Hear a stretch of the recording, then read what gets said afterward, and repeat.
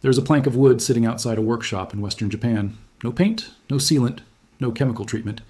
It has been there since 2006. Run your hand across it today. No rot, no soft spots, no decay. 20 winters, monsoon seasons, sun that cracks untreated cedar in a single summer. Still sound. And here's the part that will stay with you. It was set on fire. Once, nearly 2 decades ago, and never touched again. If that interests you, subscribe. This is what Survive Better is for. Now, the obvious question. If burning wood once can protect it for 100 years, why is almost nobody doing it? You have probably replaced something made of wood in the last 5 years. A deck board that softened, siding that warped.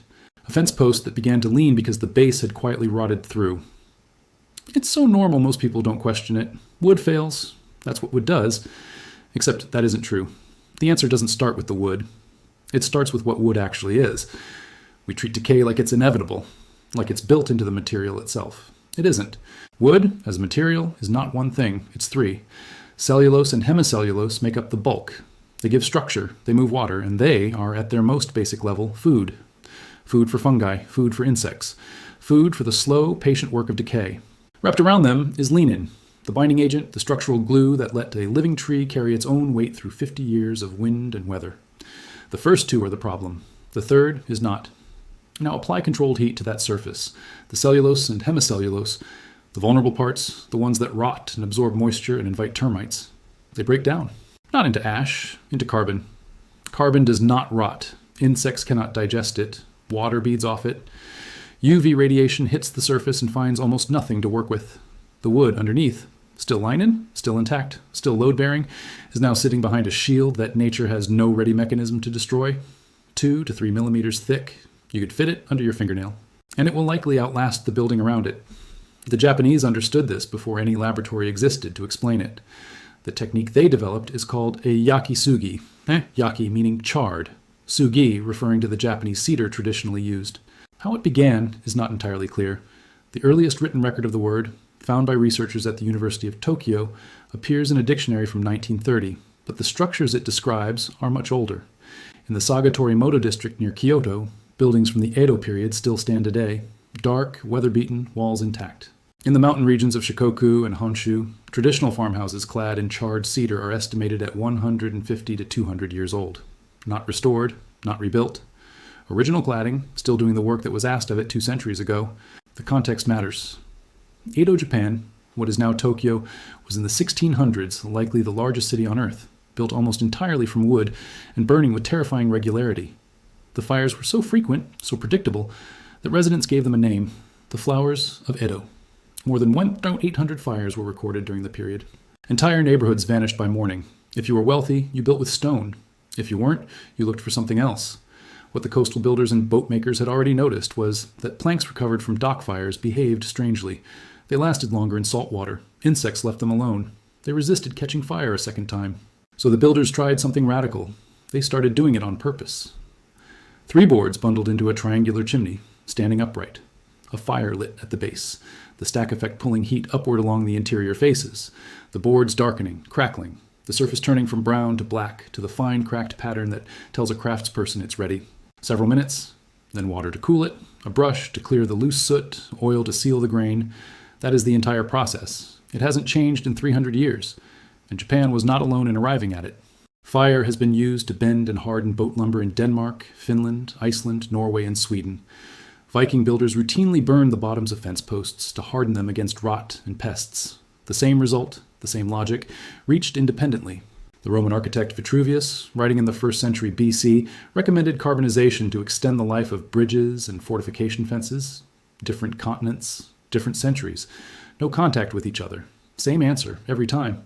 When that many independent minds arrive at the same solution, and that is not a coincidence, that is a signal.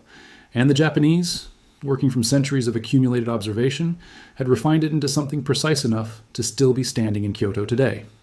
Now here is where the story changes. In the early 20th century, a new class of wood treatments emerged. One of the most widely adopted was CCA, a compound of copper, chromium, and arsenic. It worked. It could be manufactured at scale, sold through supply chains, applied at industrial volume, and written into building codes in ways that a traditional fire process could not. The standards that define what counts as treated lumber in most countries were built around chemical processes, not thermal ones.